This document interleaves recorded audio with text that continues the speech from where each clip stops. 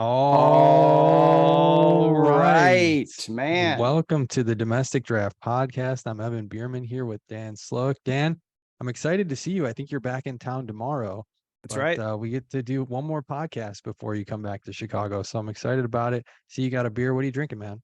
Yeah, I'm excited. Gonna go spend some time in the city with you, get some lunch, see Fall Out Boy and the Academy is at Wrigley Field. That's gonna be awesome. And then, of course, yeah, the baby shower that is happening. The reason and why I'm going home That's right. Oh, is yeah. gonna be great, great as well. But I have a brewery that is in the same location as Barley and Sword, who we had on a few weeks ago. It's in that incubator here in North Park in San Diego.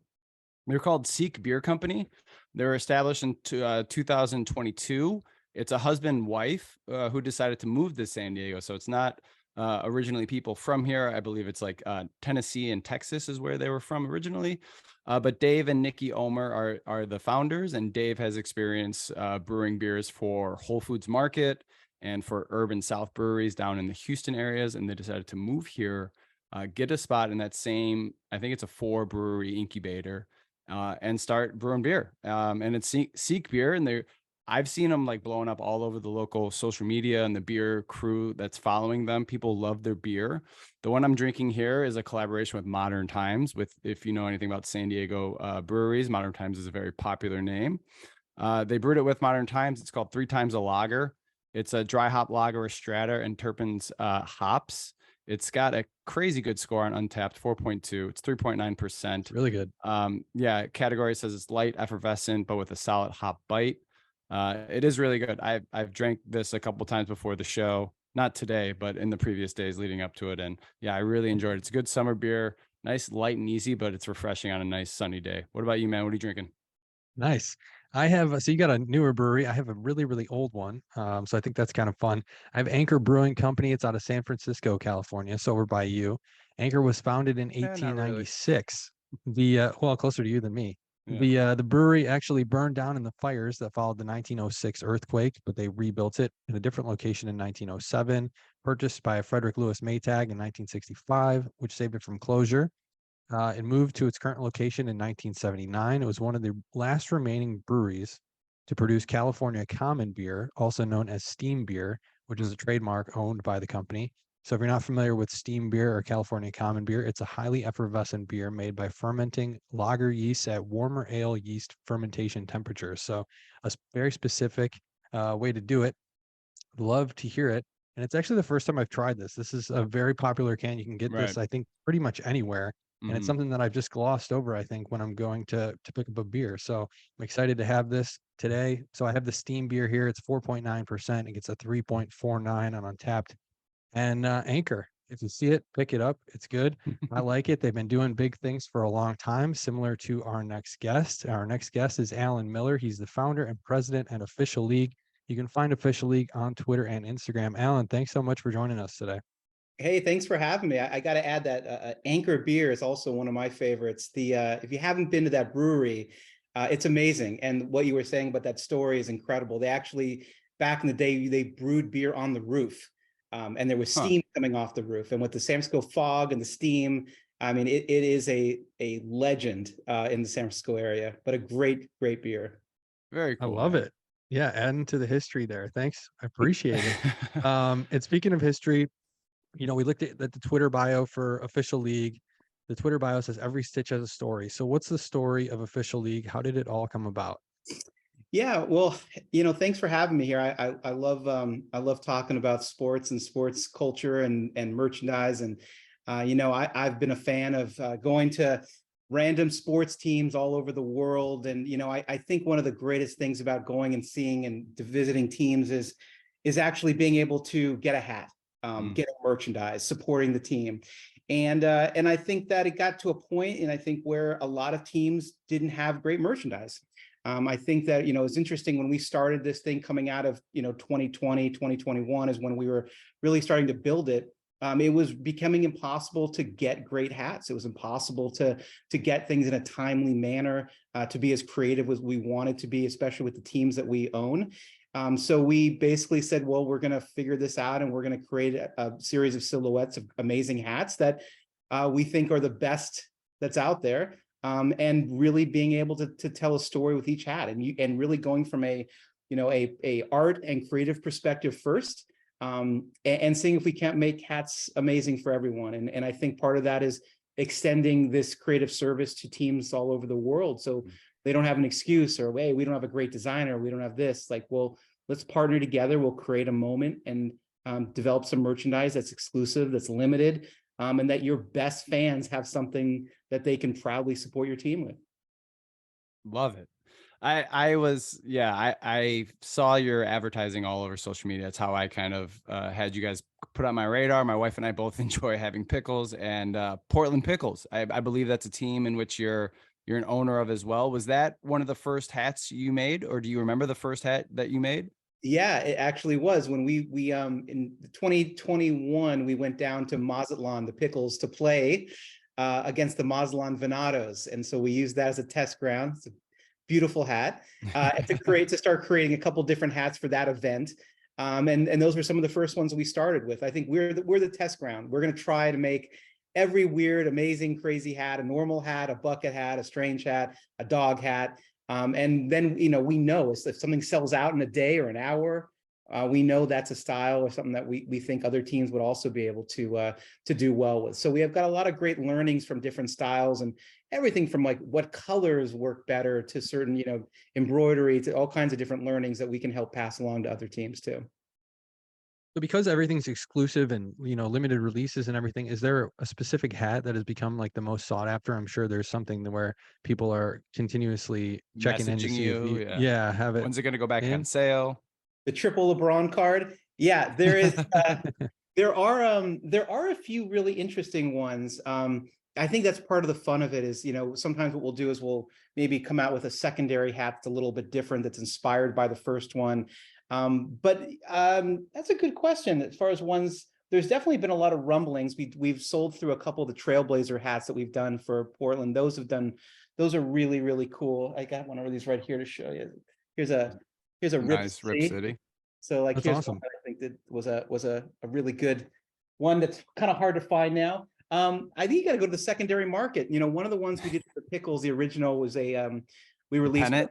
the pennant design. Has been very, very hard to find since. That's been a great one. There's a few that we've done for some select soccer teams that have also been really rare. I just pull hats all over the place these days, but here's a pillbox we did for the Pittsburgh Riverhounds, which is a super cool, throwback design. And they sold out of these pretty quickly as well. We did a limited hat here for the Indianapolis 500. This is a pretty cool one too. It seems like very cool style. Yeah. So there's a few here and there that are kind of like, out there. Some of them, we even have them, like, this is a great one that we did with the Calgary Flames. Very rare. This was an in arena only you could get as well. So I think the cool thing is, hopefully there's at least a hat for every team when you go into it and you go, oh, I can get one of these. And this is all, I'm assuming, by design, the in arena releases, the limited releases, and you're not going to restock on it just to keep the demand high. I'm assuming that's it. Yeah.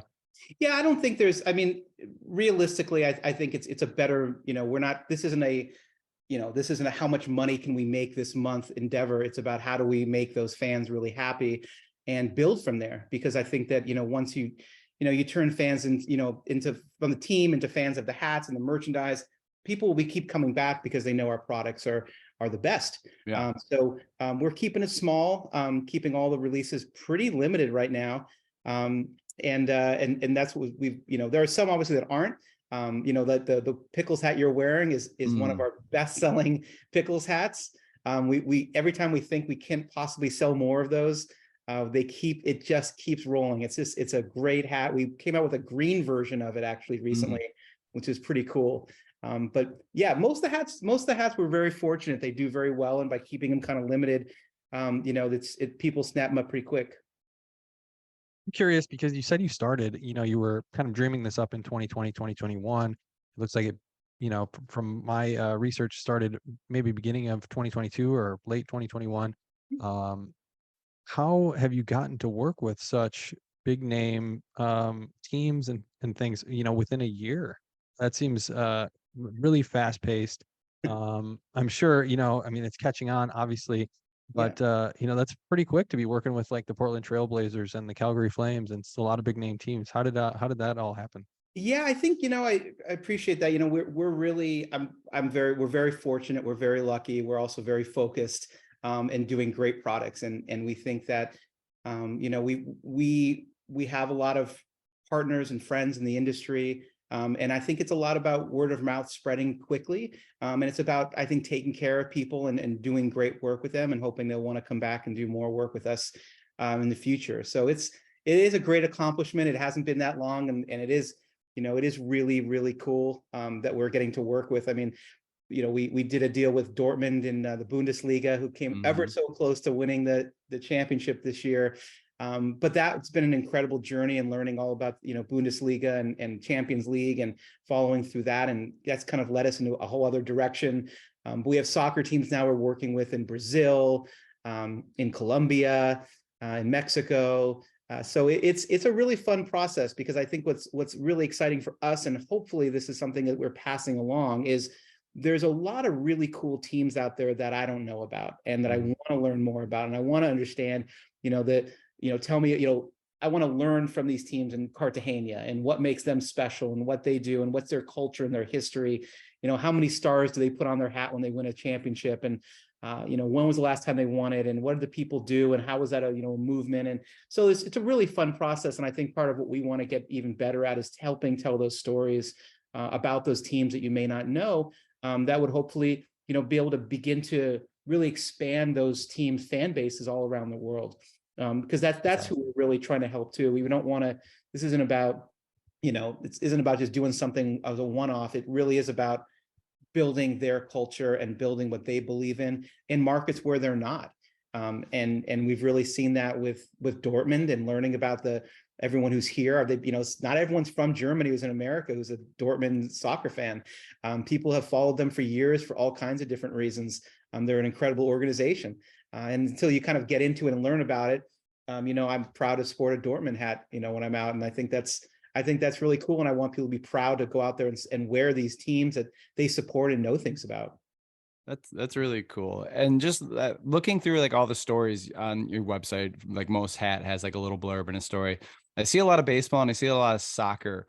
Mhm. Is this because like did you grow up playing baseball? Do you have a love for the sport? Did it like start with baseball and then soccer kind of opened up and now you're in that avenue and going there? And is there going to be another like sport that you're looking? I didn't see any like NFL, but some NBA. Yeah. Are we going to be looking at like pickleball? That sport's blowing up everywhere. I don't know if you're making a hat for that. Yeah, no, that's a good question. I'm a baseball fan at heart. I mean, I mean, I guess it's not totally. I mean, I love football. But I'm baseball is, I think, I think from a hat culture, I think baseball Right. is really important. I think that, people are more prone to go to a baseball game and wear a baseball hat than probably in their sport. So that was, and the fact that we own a bunch of baseball teams, that's kind of where it started from. But from our team of people, who work on Official League, everyone has really different interests. And we really encourage everyone to kind of let's follow those interests. We have a lot of soccer fans, as you can see, who are people who are really obsessive about soccer. And the San Diego Loyal is a great Yeah. example of that. I mean, that hat sold out in 30 minutes at the arena. It was crazy. I was there. I was Oh, there you were? for it. Yeah. Oh, I saw the drop online and Twitter, and then I'm like, I need that. That hat looks so cool. And I go there, and everybody who I was talking to was talking about the hat. Got there right when it opened up. Me and a friend got the hat. Everyone was wearing it. Lots of compliments. It was awesome. Sold out game too. that's great. Yeah, and I mean, that's a great fan base, and you can see, when fan bases are rabid and want cool shit, you obviously can go off and do better and bigger things with them. And we released a second hat, with them as well, and that's a really exciting piece of that. And I think as we expand out, I mean, we're part of we have investment in a rugby team in Dallas, the Dallas Okay. Jackals. So we've done Jackals hats. We've also done hats for Utah and other rugby teams.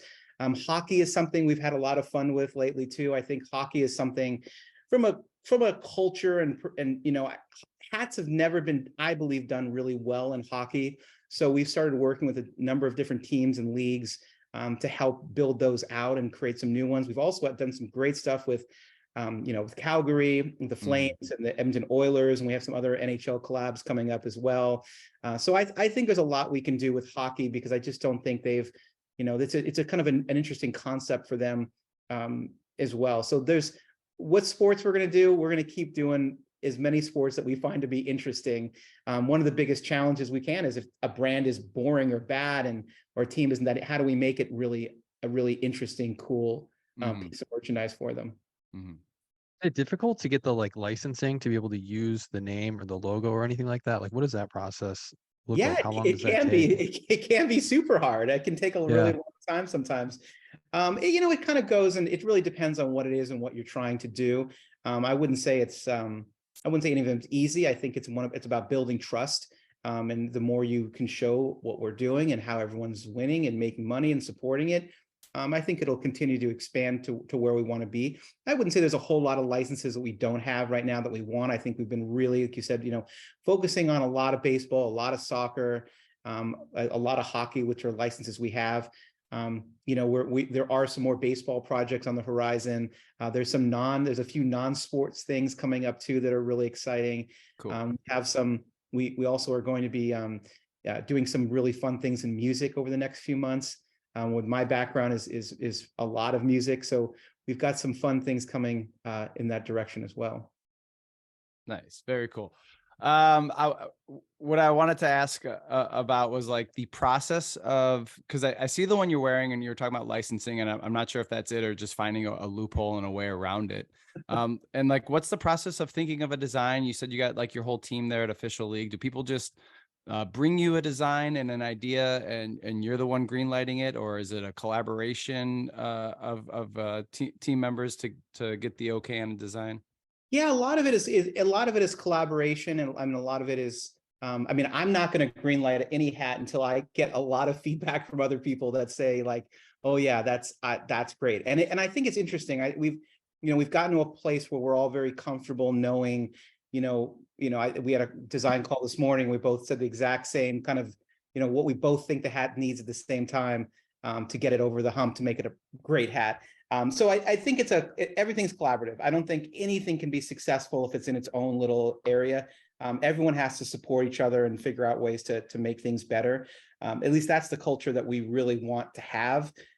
So yeah, it is a lot about, ideas. And for this hat specifically, this was, I love baseball history. And I think for one of the things we wanted was to really look at and celebrate some of the old scoreboards from all around. And that was a kind of a fun deep dive into, there are some that are much more, notable than others. But really kind of using that as a storytelling piece and talking about, representing a city or a team without necessarily having to have a big, logo on the front of it. Right. I think that's kind of where we come in. I think we're much more about sort of the fan and instead of something that's very official leaning. And even time when we do a collab with a pretty big team and we have the rights to use their license, oftentimes we use it in a very discreet manner. That's just not the kind of products we want to make. We want to try to push the limit. You want to be like in the club and in the know. And if you know, kind of thing, right? Not just like out there yelling at people that this is my team. If you're in the know, and it's from a lot of Pickles fans. It's funny because we've got a lot of really random pickle hats out there. And, I hear from a lot of people, they walk in the airport, saw another guy. I gave him the nod. He gave me the nod. I just think that's official league nod. That's it. I think that's pretty cool. I think we're all members of this club of people who love sports, love hats, love merchandise, and love turning people on to new things. And so I think that's it's a really important part of what we're trying to do. And, just talking to fans, getting their perspective, constantly evolving, always trying to be better. It's a really fun place to be. And, coming from 2 years ago before we had anything in the market and being like, hey, this is going to be really cool, to actually seeing it all come to fruition has been really rewarding and nice to know that we're on the right track. And there's just going to be a lot more cool stuff that we get to do. Mm-hmm. Man, I just love that hat. I'm going to have to check that out, see if I can find it on the website after this. Oh, it's on there. I was looking at it earlier. Yeah. So I was a big baseball fan though, as you mentioned. How cool is it to see Official League getting a shout out on MLB Network a couple days ago? Oh, that was really cool, man. I thought that was, they've been a tremendous partner of ours, especially with this, with this Appy League drop that we did. They've there's a lot of, people have a lot of different perceptions. Oh, Major League Baseball's this or that or this, fans, this is the thing you like to talk about, is they're killing the game, they're saving the game, they're this and that. I mean, I'll tell you, there's great people there that are really there for the right reasons and trying to do as many cool things as possible, and things that haven't been done before. I mean, the Appy League's never really done anything like that before. And we wanted that opportunity to say, these are cool teams. They just did a rebrand. All these teams are super sweet, and they should get the same level of treatment as, Nike gives to the Texas Rangers. And and so we want to be able to help facilitate for them. And the teams have been great to work with. I mean, the cool thing about that drop specifically was those are all really interesting ideas of hats and jackets that came from the teams. We asked them about what's the coolest weird thing in your town that, that you're known for, that you want people to know. And there are cool stories about each of those places and their baseball history, because they've been around a long time as well. And I think that's, like I said, that's the fun part of digging into it. And it's cool to see MLB's really supporting it. That's cool. I always enjoy the tie into a story and be able to talk about it. I got to ask, just seeing recently, we're big sports nuts on this podcast. So, the NBA championship just happened, the NHL championship. And one of the biggest things every single year everyone looks forward to is the hat that the players get after they win the championship. Is there aspirations or like goals, or one day it's going to be an official league hat, or maybe make your own on the side? I don't know. It's funny. We have talked about that in a few different things. It's such a weird, that hat's a very strange hat to make because, well, first off, I never want to, you got to cringe when you see him, right? You're like, oh God, it just looks terrible. They always look so bad. It looks terrible. And I think that's what's interesting about just where our design level has been going. We've gotten so far to the point where everything is just, how much crap can you get on a hat? And it's bling, bling, bling. But I always think that, I mean, if you just had a little thing that said champs, it would probably be, so much cooler. People can't control their excitement about a huge championship hat. So I definitely think, we've talked with a couple of the leagues about potentially doing something like that in the future. But for us, it was like, I don't want to do that. I don't want to make two where the losers have to go to Guatemala and the winners have to stay here. Yeah. That's why it's like, it's almost like for us, it's there isn't enough thought that would go into it just to create a champion's hat.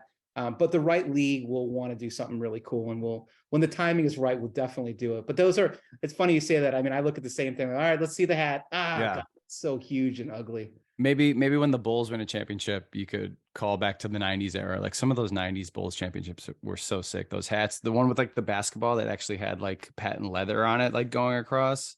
It's such a good hat. I had that when I was growing up. Yeah. No, I think to when the Cubs won the World Series and all of that gear that flooded the streets, and it was like, this is not really, like everybody bought it because you had to. It's been over 100 years, but yeah, if we could have found something cool from official league, I mean, that would have been.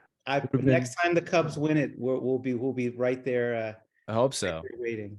Yeah, sooner than later. So too. Any other like avenues that you guys are looking into to make hats for, like breweries? I know whenever you go to a brewery, we talk about beer on this podcast, but whenever you go to a brewery, they have their own merch. Is there any like breweries or anything like anybody like that reaching out to you?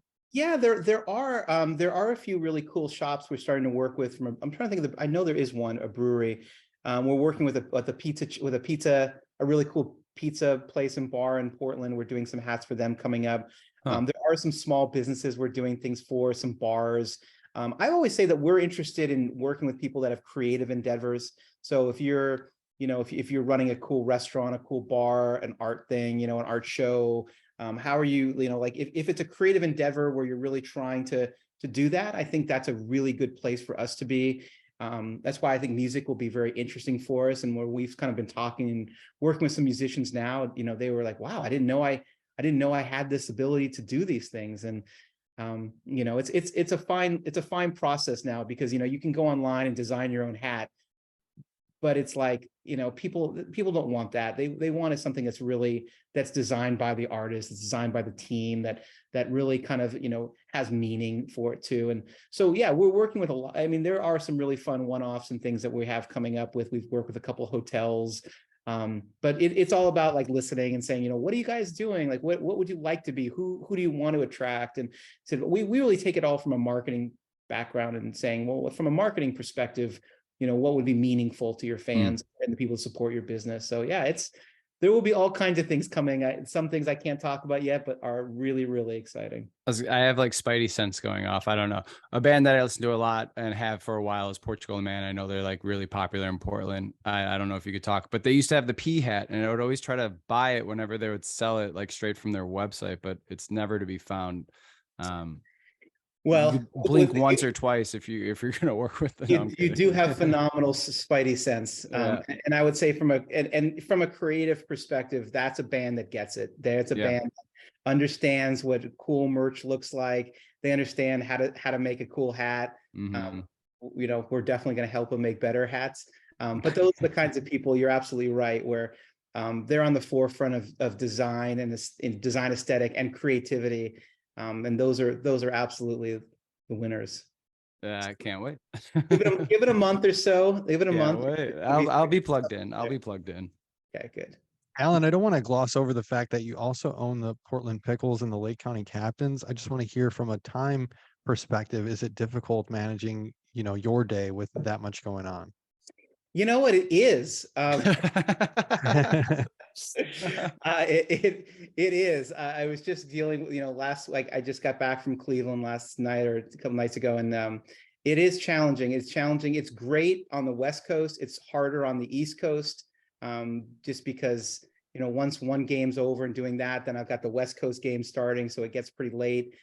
From a West Coast perspective, I love it. I think it's great. I love getting, you know, dealing with it early and then working into 4 o'clock. We got games starting and it goes all night. So it's great. Yes, it's a lot of my time. That we have a lot of other projects we're also concurrently working on. So it's awesome. I'm so lucky to get to do it. So I couldn't possibly complain about how much time it takes. Does this all coincide with like your lifestyle as a kid? Like it's so interesting to like meet and talk to somebody who owns sports teams, but it's also like in part of like a creative brand and a lifestyle brand, and is also in music and art and has that own like brand as well. Like, is this kind of where you knew you were headed all along, or did No. something happen, or a mentor? No, I slid into the music industry on accident when I was very young and like high school, and just kept going in that. And I just think the training that I got out of the music industry for a number of years with building artists and developing artists, and you know, you always kind of come from this platform of assuming no one knows who the band is, and how are you going to get people to listen to a band that no one's heard of? And if you go way back and you don't have Spotify and you don't have ways to listen to it, and getting people to a record store and working a grassroots angle, I think it just teaches you a really important lesson about consumer behaviors and what you need to do to get people's attention, and how to kind of build that digital funnel in a physical way that I think is really important.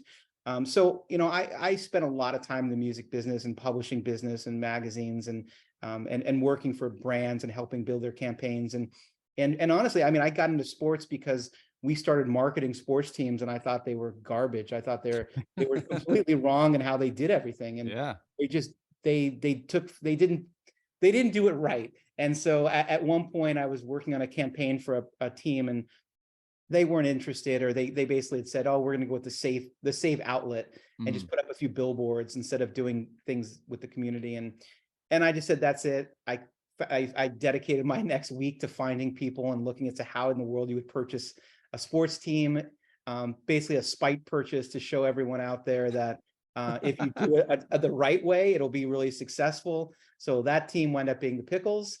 And so since then, we've been able to add a bunch of other teams to our portfolio and learn about each level, from college to independent to affiliated. It's a lot of fun. The Larry David Spite store is what I think of when you said that. Exactly. You guys have seen Curb, yeah. Exactly. Last two questions before we get you out of here, Alan. One, how can we get a domestic draft hat made? I feel like we have to ask you that. And two, what can people expect maybe in the near future then for Official League? Well, we can definitely work through some hat ideas with you. You guys seem to be on the pulse here, and I would say we're in a really great time right now. We're going to have releases for Official League, mainly every week, bi-weekly, even for the next 2 months, of some really, really exciting things. And then we're also really just setting up next year right now with getting a lot of things in order with a lot of new products that we've been launching. There's some new jackets and outerwear that have just been exceptional, and I'm really excited to kind of bring those to market as well. So lots and lots of fun stuff to come with this and with all of our teams. So yeah, it's fun. I appreciate you guys taking notice of Official League. It's really exciting, and I think in 5 to 10 years you'll be looking back at it was really exciting where it came from, and you guys are really a part of our community. And from the initial growth period of this to you guys, I think it'll be exciting to look back and be like, wow, so they were doing these little drops, and now they're everywhere. Right. Yeah. It's gonna be real Oh, cool. man. Yeah. I love to hear it. Alan, thanks so much for joining us again. This is Alan Miller. He's the founder and president of Official League. You can find Official League on Twitter and Instagram at Official League. Thanks, Alan. Thanks for having me, guys. Appreciate it. All right. Thanks again to Alan Miller for coming on the show today. He is the founder and president of Official League. Go ahead and give them a look on Twitter, Instagram at Official League. Visit their website. I mean, I can speak from experience. I have 3 of their hats. They're all corduroy hats just because that's my style.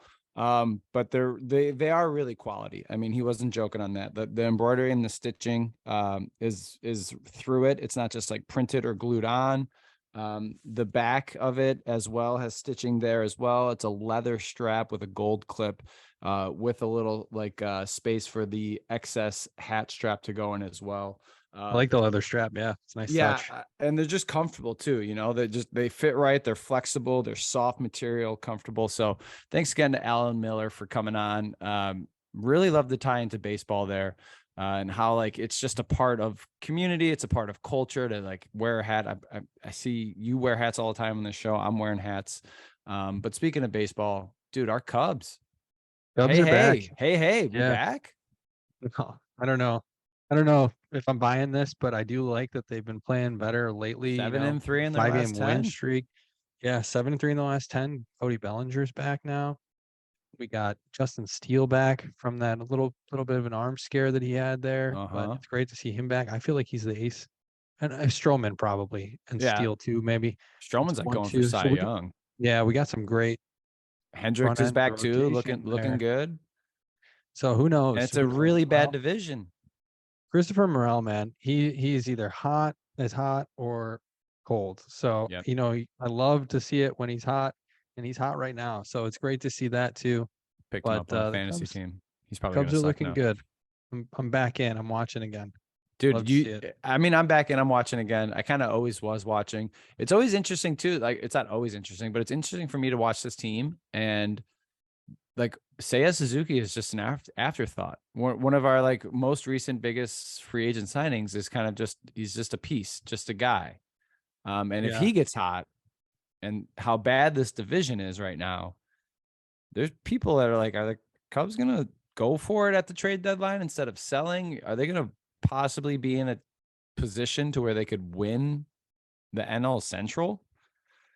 That would be insane. And then, make the playoffs and see what happens from there on out. I don't know, man. You could talk me into a Cubs optimism, talk any day of the week. In baseball, week. it's just whoever gets to the playoffs and is hot, right? We've said that a million times. And right now, if you look at this division, they're 4 games out from first. 30, They're 33 and 38 and only 4 games out. This division is completely up for grabs.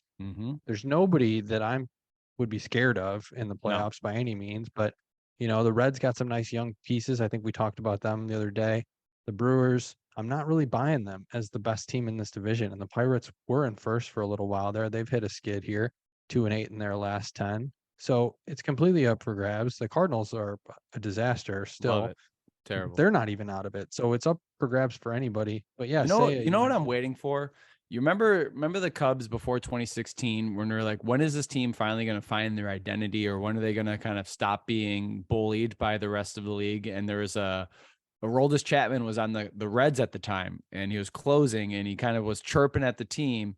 And Rizzo, remember this? Rizzo finally was in the dugout chirping back, and then jumped the fence, and kind of a little baseball fight happened, right?